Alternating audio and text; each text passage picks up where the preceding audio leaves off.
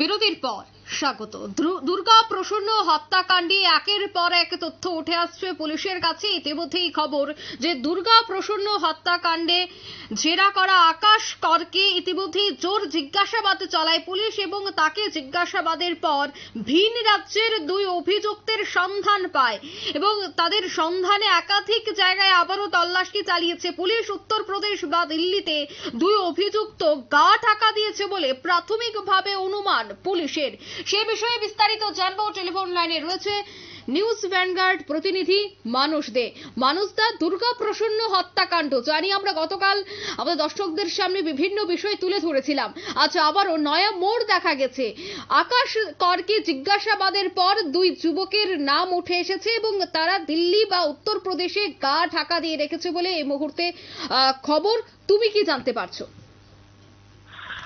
হ্যাঁ অঙ্কিতা, তুমি যেটা বললে, গত 30 এপ্রিল শালবাগান এলাকায় উষাবাজা ভারতরত্ন সংঘের সম্পাদক দুর্গা প্রসন্ন দেব যে গুলি করে হত্যা করা হয়েছিল, সেই ঘটনায় কিন্তু পুলিশ ইতিমধ্যেই সিট গঠন করে নিয়েছে এবং পুলিশ জোর তল্লাশি চালাচ্ছে প্রকৃত খুনিদের ধরার জন্য।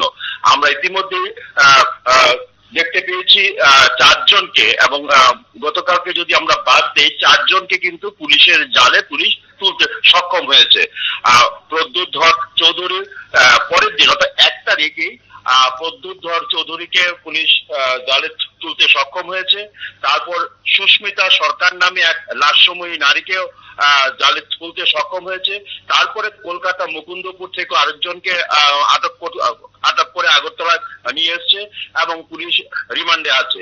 এবং আমরা যতটুকু খবর পাচ্ছি, এই মুকুন্দপুর থেকে যাকে আটক করা হয়েছে তাকে জিজ্ঞাসাবাদ চালিয়ে এবং সুস্মিতা সরকার নামে যে 22 বছর বয়সী যে মহিলাকে বা মেয়েকে আটক করে জোর তল্লাশি জিজ্ঞাসাবাদ করে যে তথ্য উঠেছে, তারই তথ্য অনুসারে গতকালকে ঝাড়খণ্ডের পাকুড় স্টেশন থেকে পুলিশ আরেকজনকে আটক করেছে। তার নাম আকাশ কর, বাড়ি উষাবাজার এলাকায়, সেরকমটাই খবর। এখন আকাশ করকে ওইখানেই অর্থাৎ ঝাড়খণ্ডেই পুলিশ জোর জিজ্ঞাসাবাদ করে এবং হয়তোবা আজকেই আগরতলায় নিয়ে আসা হবে আকাশ করকে, অন্যতম আরেক অভিযুক্তকে। এই যে আকাশ করকে নিয়ে আসা হবে, ওইখানে যখন জোর জিজ্ঞাসাবাদ করা হয় ঝাড়খণ্ডে আকাশ করকে, সেই সময় আকাশ করের কাছ থেকে আরো 2 জনের নাম এবং ঠিকানা কিন্তু ইতিমধ্যেই পুলিশ সংগ্রহ করতে পেরেছে। এখন বিষয়, মূল শুটার কারা, সেই বিষয়ে পুলিশ অবশ্যই তদন্ত চালিয়ে যাচ্ছে। যতটুকু খবর আমাদের কাছে আছে, সেই দিন একটা বাইকে 3 জন লোক ছিলেন। সেই 3 জনের মধ্যে হয়তোবা আকাশ করও থাকতে পারেন। সেই সঙ্গে 3 জনের মধ্যে বাকি যে 2 জনের নাম আকাশ কর গতকালকে ঝাড়খণ্ডে পুলিশি জিজ্ঞাসাবাদে কবুল করেছেন, সেই 2 জনও ওই 3 জনের মধ্যে হতে পারে। অর্থাৎ পুলিশ এই তদন্ত কিন্তু আস্তে আস্তে গুটিয়ে আনার চেষ্টা করছে, সেদিকে কোনো সন্দেহের কোনো কারণ নেই। এখন বিষয় হচ্ছে, ওই 2 জনের নাম যে আকাশ কর গতকালকে ঝাড়খণ্ডে বলেছে, তাদের গতিবিধি, তাদের সম্পূর্ণ বায়োডাটা এবং তারা এই ধরনের আগরতলাতে যারা শুটারের কাজ করে, তারা আগরতলা থেকে পালিয়ে কোন জায়গায় যায়, সে সমস্ত বিভিন্ন বিষয় পুলিশ কিন্তু ইতিমধ্যেই তদন্ত শুরু করে দিয়েছে এবং তদন্ত শুরু করেছে। এবং এখন যতটুকু মনে হচ্ছে, যেহেতু অভিযুক্তরা ইতিমধ্যেই টের পেয়ে গেছেন যে পুলিশ কলকাতা এবং বিহার, ঝাড়খণ্ড এই সমস্ত এলাকাগুলিতে তল্লাশি শুরু করে দিয়েছে, সেই কারণে অভিযুক্তরা এই সমস্ত জায়গায় থাকাটা নিরাপদ নাও বোধ করতে পারে। আমাদের কাছে যতটুকু খবর বা পুলিশের কাছেও, পুলিশ থেকে আমরা যতটুকু তথ্য সংগ্রহ করতে পেরেছি, পুলিশের কাছেও খবর হয়তোবা এই 2 অভিযুক্ত উত্তরপ্রদেশের আশেপাশে কোথাও বা উত্তরপ্রদেশে বা দিল্লি বা তার আশেপাশে কোনো এক জায়গায় হয়তোবা এই 2 অভিযুক্ত ঘাঁটি গেড়ে বসে থাকতে পারে। তবে পুলিশ, আমরা অত্যন্ত আশাবাদী এবং পুলিশ ইতিমধ্যেই এই হত্যাকাণ্ডের একটা কিন্তু কিনারা করার চেষ্টা করতে সক্ষম হয়েছে। আরো তোমাকে জানিয়ে রাখছি, গতকাল যে আরেকজনের যে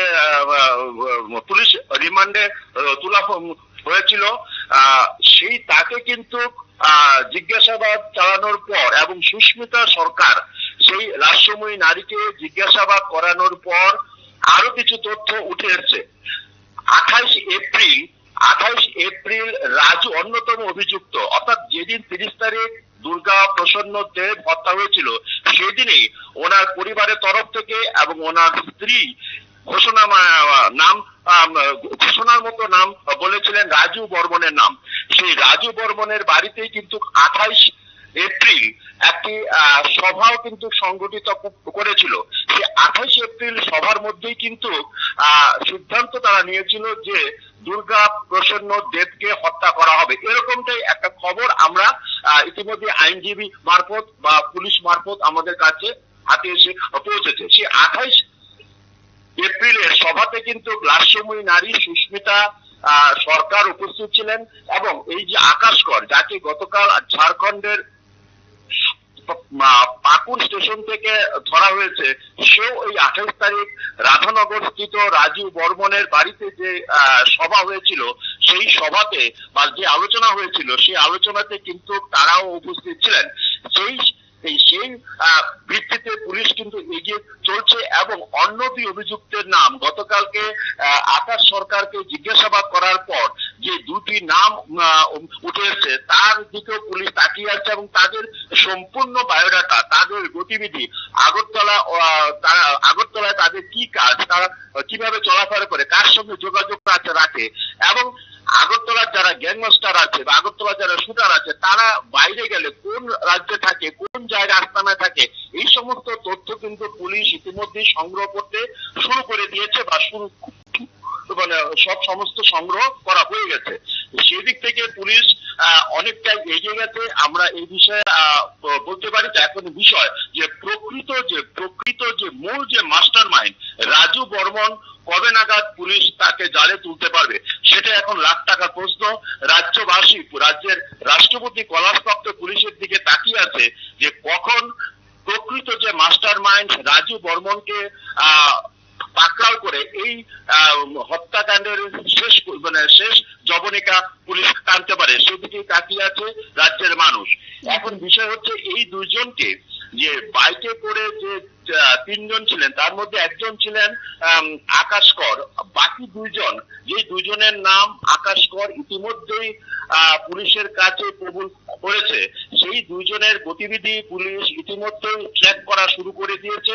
আমরা আশাবাদী এবং রাজ্যের মানুষও আশাবাদী যে রাষ্ট্রপতি কালারপ্রাপ্ত পুলিশ খুব শীঘ্রই তাদেরকে ধরতে সক্ষম হয়ে মূল যে মাস্টার মাইন্ড রাজু বর্মনের টিকিও ধরতে পারবে বলে আমরা এবং রাজ্যবাসী আশা করছে। এখন বিষয় পুলিশ সেদিকে কতটা এগিয়ে যেতে পারে, পুলিশ এইভাবে কতদিনে এই রাজু বর্মনকে আটক করতে পারে এবং দুর্গা প্রসন্ন দেব হত্যাকাণ্ডের জবনিকা টানতে পারে, সেদিকে এখন লাখ টাকা প্রশ্ন রাজ্যবাসীর। অঙ্কিতা, একদমই ধন্যবাদ মানুষদা। অর্থাৎ দুর্গা প্রসন্ন হত্যাকাণ্ডে একের পর এক নয়া মোড়, পুলিশ বিভিন্ন জায়গায় তল্লাশি চালাচ্ছে। ইতিমধ্যে আকাশ করকে জেরা করে আরো 2 অভিযুক্তের সন্ধান পেয়েছে পুলিশ। জানা যাচ্ছে উত্তরপ্রদেশ, দিল্লি এই 2 জায়গায় অভিযুক্ত গা ঢাকা দিয়েছে বলে প্রাথমিক অনুমান পুলিশের। এখন দেখার বিষয় যে পুলিশের তদন্তে আগামীতে কি বেরিয়ে আসে। নিয়ে নিচে ছোট্ট একটি বিজ্ঞাপন, বিরতির সঙ্গে থাকুন।